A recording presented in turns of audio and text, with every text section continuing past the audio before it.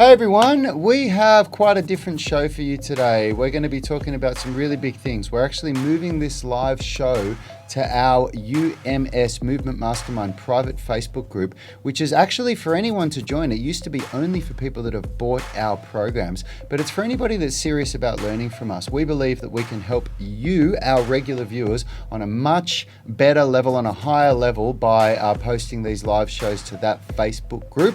And that's what we're going to talk about today. We're also going to answer the first couple of really good questions that have come through from our UMS online coaching tribe. And also, we're going to talk about Phil's new channel. Phil is starting his own channel for physiotherapy. So make sure you hang around. There's a lot of big stuff to talk about. And you don't want to miss this, because if you tune in here next week on YouTube, you're going to see a whole lot of crickets. So stay tuned.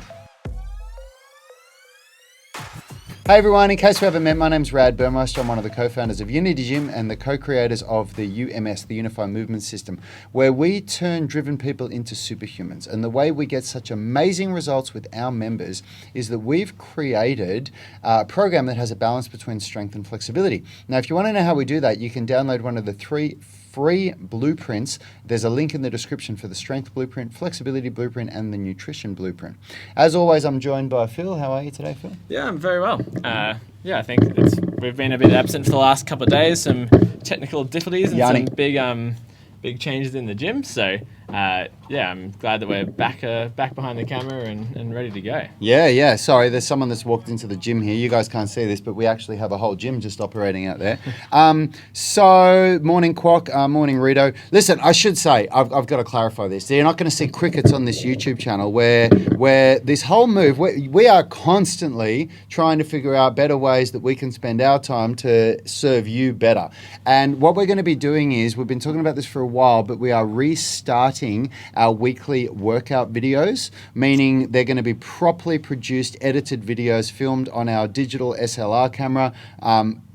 Infinitely times better quality than what you're watching now. You know, if you look at any of our top videos, they're all made that way and professionally edited.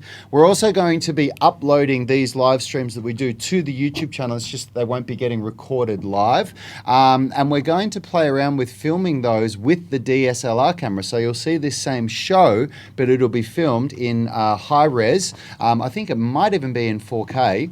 And you'll have a much better quality show to watch. So, you can zoom right into Rad's shiny hair and really get all the grainy details and all the clear details instead of the grainy shot we got now. So That's it. And also, there's another couple of big things that we're going to be changing. Number one is that when Phil came and joined the team, we wanted to get you guys acquainted with him, get him acquainted with you, and we went down a little bit of a rabbit hole, introducing everybody to Phil's expertise, which is definitely not our expertise in physiotherapy, sports injuries, all the great stuff that you hear Phil talk about. But what we're going to do is we are going to bring our channel back to being about strength and flexibility training, calisthenics, weightlifting, all things UMS. And Phil is actually starting his own channel where he's going to be talking about all of the stuff that you've gotten used to him talking about. So who knows, I might make some guest appearances and Phil might make some guest appearances on our show. I'm sure we will be, because we're all under the same roof.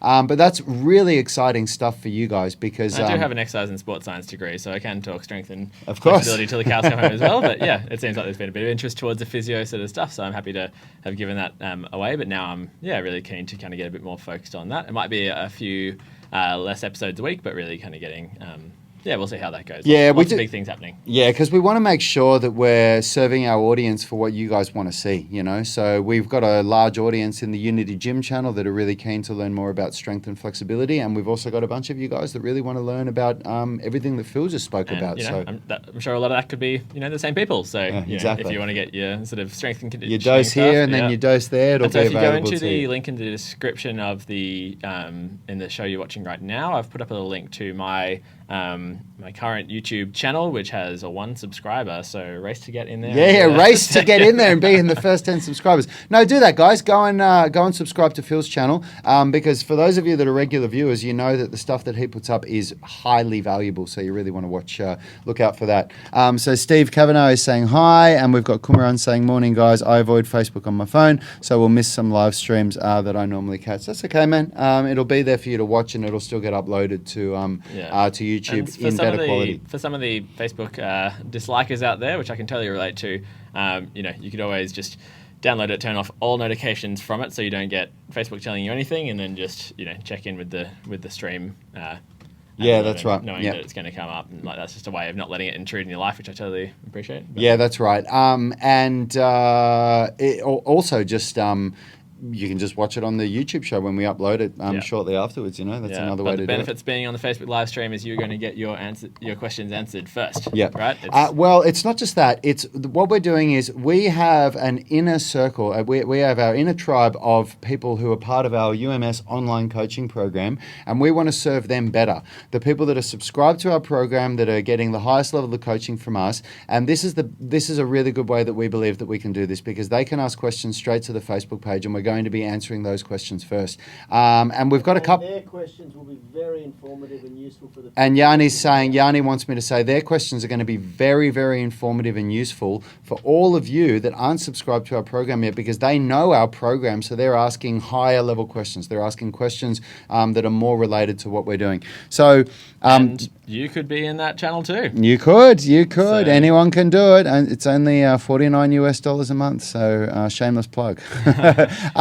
So we've got our first couple of questions here that I'm going to answer. Just to be, just for someone who's kind of not aware of what you've got going on Facebook, can you run through the different groups and maybe the different absolutely, and how you are in each of those groups? Good call, Phil. I didn't think about that. So we've got our Unity Gym page, which is a public page, just like any business that you go and like. You just like the page if you want to follow Unity Gym, and we do regular updates on there. We share the stuff that we put on Instagram. We interact with our audience there.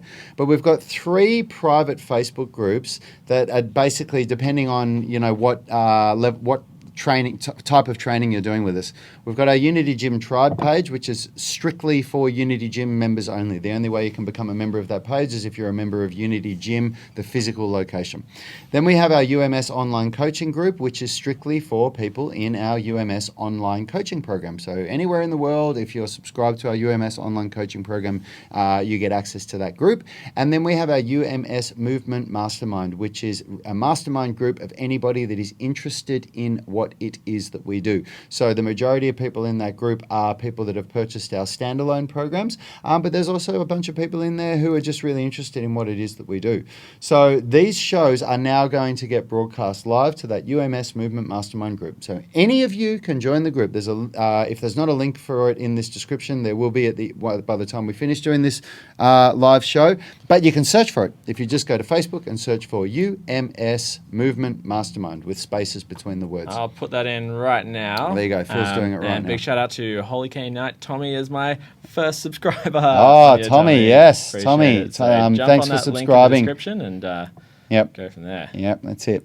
So we're going to answer 3 questions now that we've got from our UMS online coaching group. So the first one is from Blakely Harnage.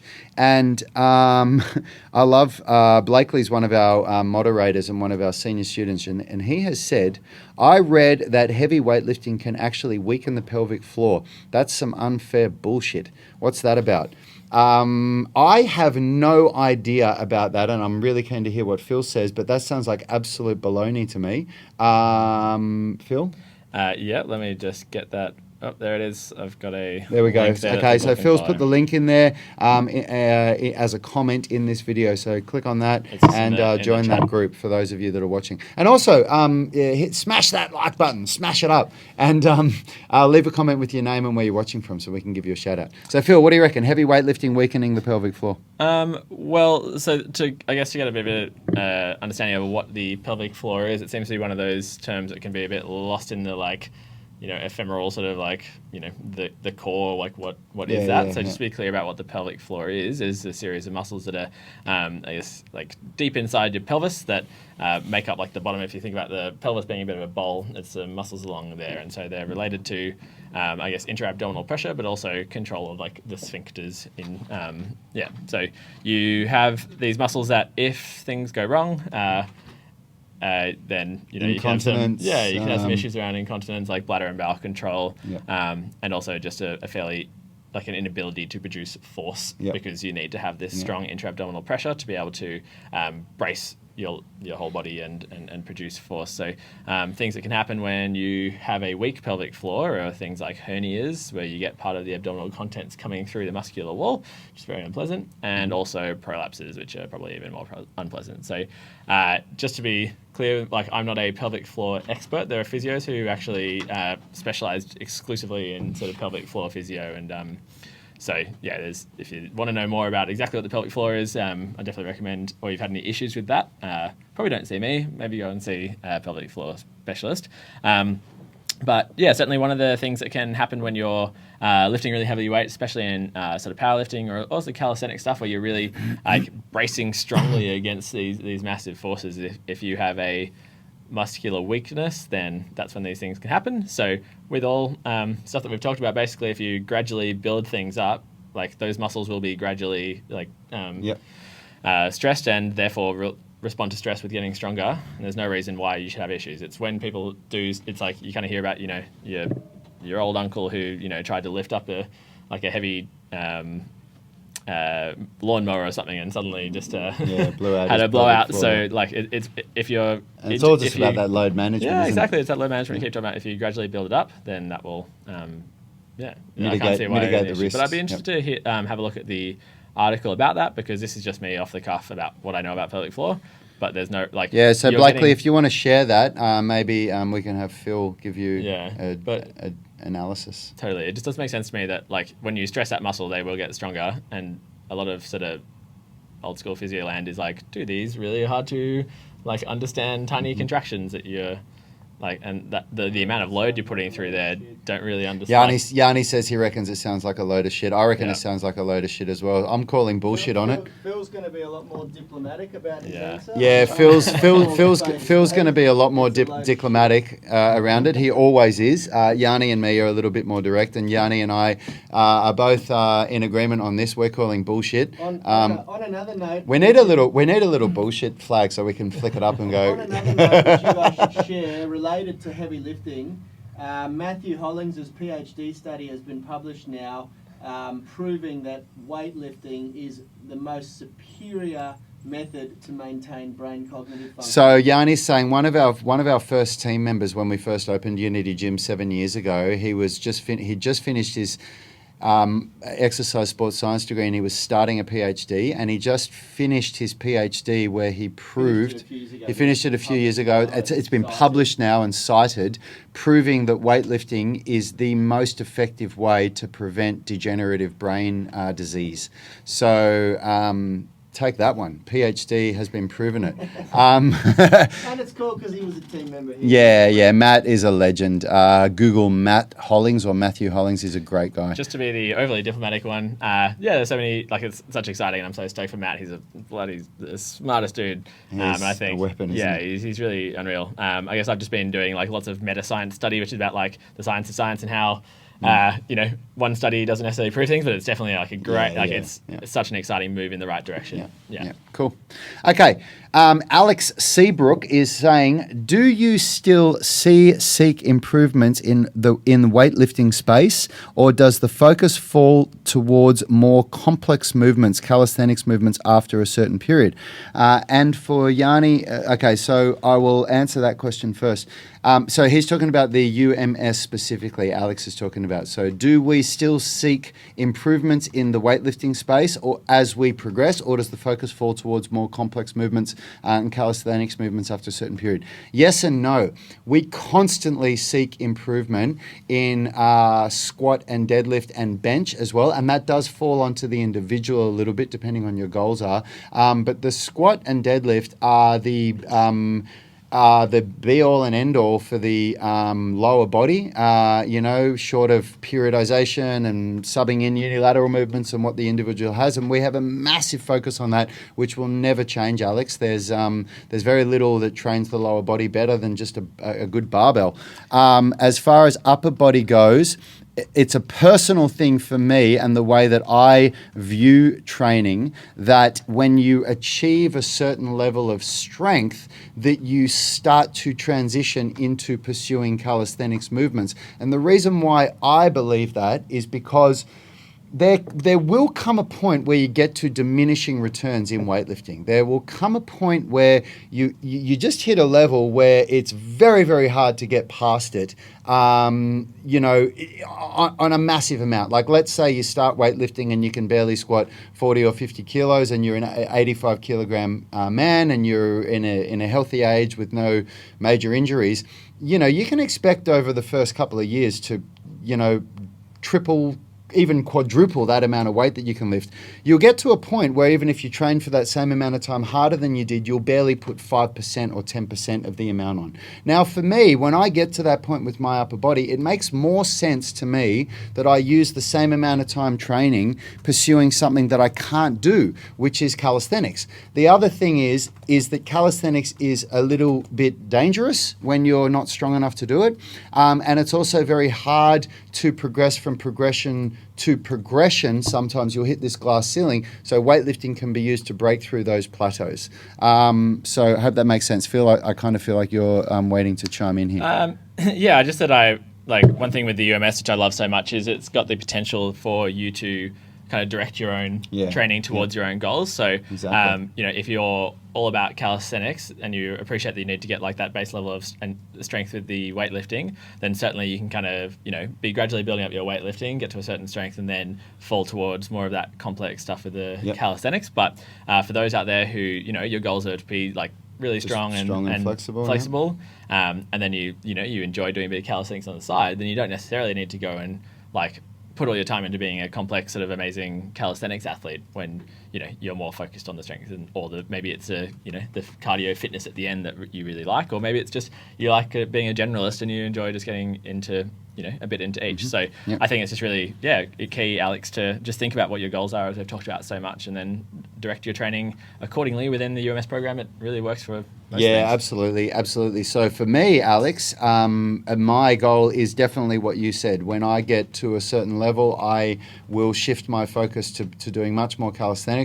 But the more and more I train, the more and more I realize that weightlifting is just a huge part of general strength. That is something that I will never neglect again. I have neglected it in the past in favor of calisthenics, and I injured myself. I hit plateaus, I really think that periodization is key, where you're periodizing by using, because upper body weightlifting is generally open kinetic chain movements, whereas upper body calisthenics is generally closed kinetic chain movements. So they affect the nervous system and strength development differently, and it's good to use both of them. It's not good to just do one or the other. Okay, so the second part of your question, Alex, is, and for Yanni in particular, Yanni, this one's for you. Actually, this is also for Richard, I wanted to say. As in Yanni and Richard being particularly quite tall. Do you have any tips or tricks for taller people to avoid lower back injuries and hip tightness? I have certainly seen improvements using the program and working on structural balance, but still get a little nervous about squatting, especially with heavier weights. I think this is Yanni's going to come in. I was particularly interested in this question because, to my knowledge, and Phil might be able to correct me if I'm wrong, there is no correlation between height and back problems. I've never come across that. So I found it interesting that you asked, being older, is it, referring to that it's common to have back problems? It's being taller, sorry. I don't know where you've gathered that information from, or that correlation. To my knowledge, having a back issue is usually directly related to either shitty posture or a weakness and instability, or a pre-existing, if you've had an issue in the past, or like myself, or load management. That's exactly right. Now, I've had a look at some of your videos since seeing this comment, Alex, and I do sort of see there that you have, there's room for muscular development in your lower back and your glutes, and that area around your pelvis where you can stabilize it. And that's what I'd be really focusing on. And what Phil said there, load management is super important. I don't personally believe there's any correlation between between height and back pain, or at least I haven't come across it. Yep. Yeah, you heard it here first. I'd have a few comments on it, where certainly when you think about longer, body parts, like the body is all levers. So you have areas, when you're going into a hinging motion, if you have the weight out in front of you and you're longer, then it's going to be more total force going through, the area where the force is hinging. So in a deadlift, for example, if you are doing a deadlift and your form is such that you end up taking the bar away from your midline, then suddenly you've got these larger forces that can be, increasingly, like with how far out it is, depending on how tall you are, can be a bit of an issue. So I think maybe have a look at, post up some of your, if it's deadlift or you said maybe squat here as well. It's all, try and get some of those side-on shots where we can really see that midline, because with those movements, if you can keep the bar in the midline, it doesn't matter how tall you are, but certainly technique issues can then exacerbate things if you are a bit taller. But Yep. Yeah, and in all honesty, Alex, like the squat and the deadlift is such a simple movement, and so many people have done so much of it before that, you watch a tutorial like in the UMS and you leave it at that.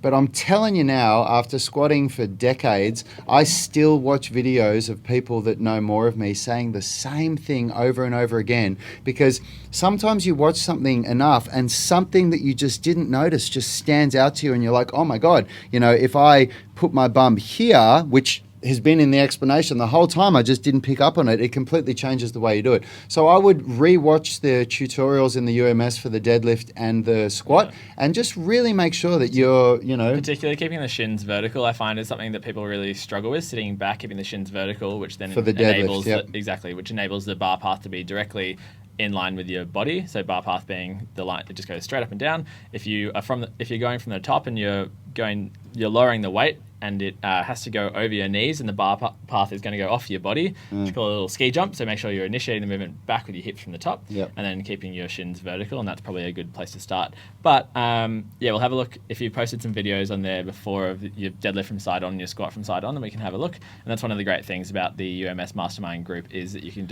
put up these videos for form checks and get the community involved in helping you and us being able to see what you're doing, so we can give you more in-depth answers. Yep.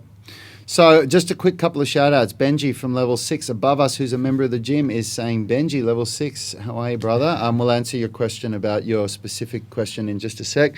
Tommy's saying, good morning, guys. Catching your stream while I'm driving this morning. Ben Arola is saying, hello, guys. Do you recommend to rest a day or two after a flexibility session? I absolutely do, but you need to understand what the difference between flexibility and mobility is. And in a very short answer, a flexibility session is where you do multiple sets, multiple reps, multiple different exercises with the goal to increase the flexibility of your muscles and of your ability to get into a position, and that requires recovery. Mobility is just taking your joints through their full range of motion in a variety of different ways, done at a much lower level, and I recommend doing that on rest days. And an example would be, I don't do the same flexibility training with less than 48 hours absolute minimum, and I usually go for 72 hours for me. Steve, and I get great results with that, better results than if I'm doing the same stretching daily. Steve Kavanagh is saying, please note the name of the PhD study and author, as my wife is studying aging and dementia. So the name of the author is Matthew Hollings. Yanni, do you know what the name of the PhD study was? One of the authors. Matthew Hollings is one of the authors. I just put his name up there for... His supervisor was on telly last night explaining it. We're not sure, man, but if you Google Matthew Hollings PhD, it'd have to come up. You'd have to find something. They have or on PubMed. There's a thing it's called ResearchGate, which basically tells you like that person and all their publications. So I'll jump on there and you should be able to. If you spend 5 minutes Googling Matthew Hollings, you'll be able to find it.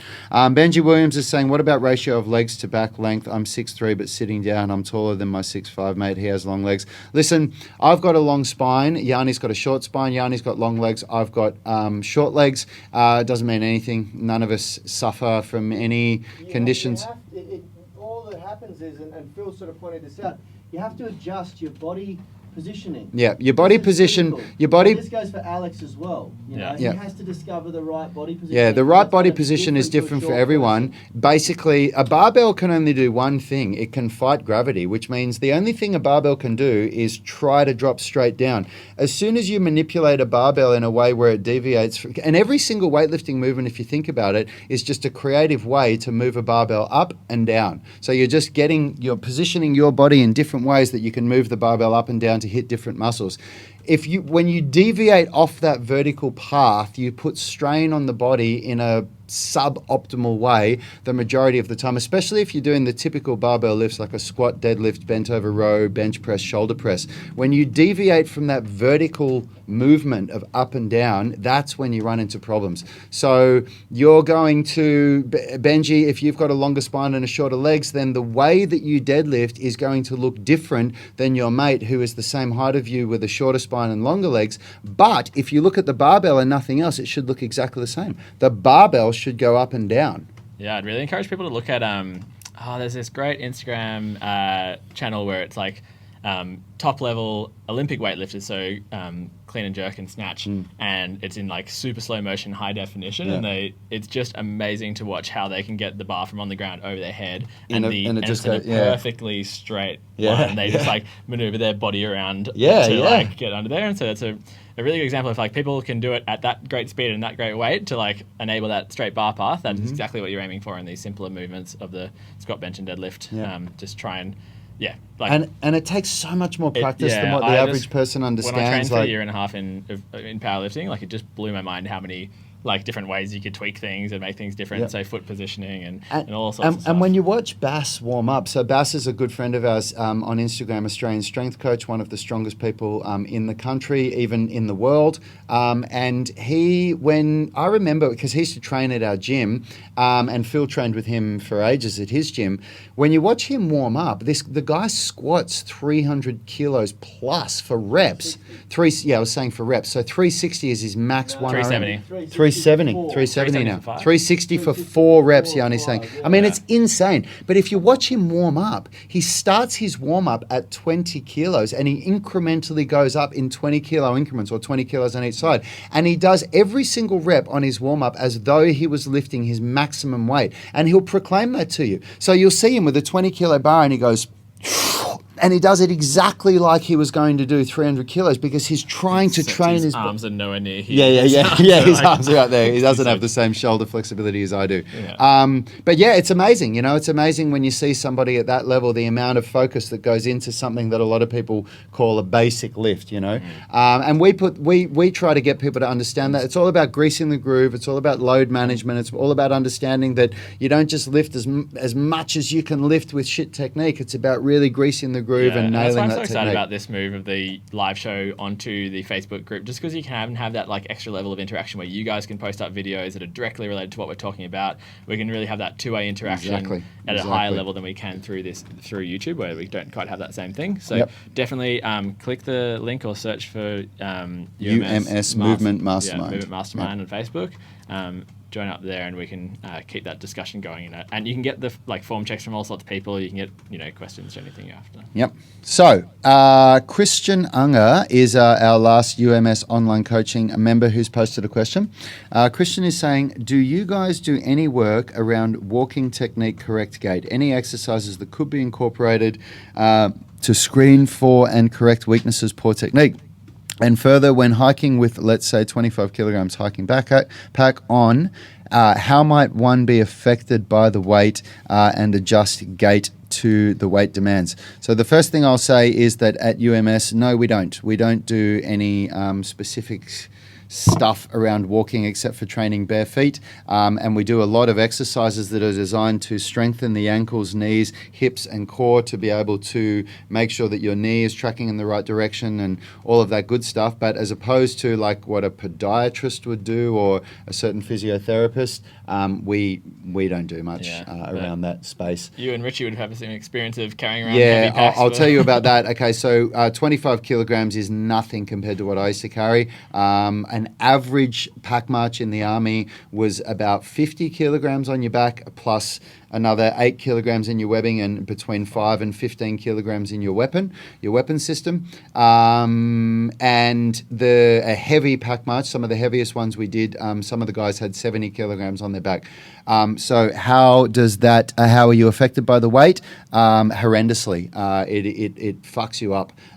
what I noticed is, and I was really aware of it because I was a personal trainer for years before I joined the army, so I was aware of trying to activate my core and trying to use my glutes, but no matter how much I did, what happens is it pulls you into an excessive extension position, because basically your body it shifts your center of gravity, and your body tries to bring that center of gravity over the feet, and the way that it does that is by pushing you into extension, and that has horrendous effect on your hip flexors, your core muscles, and your extensors.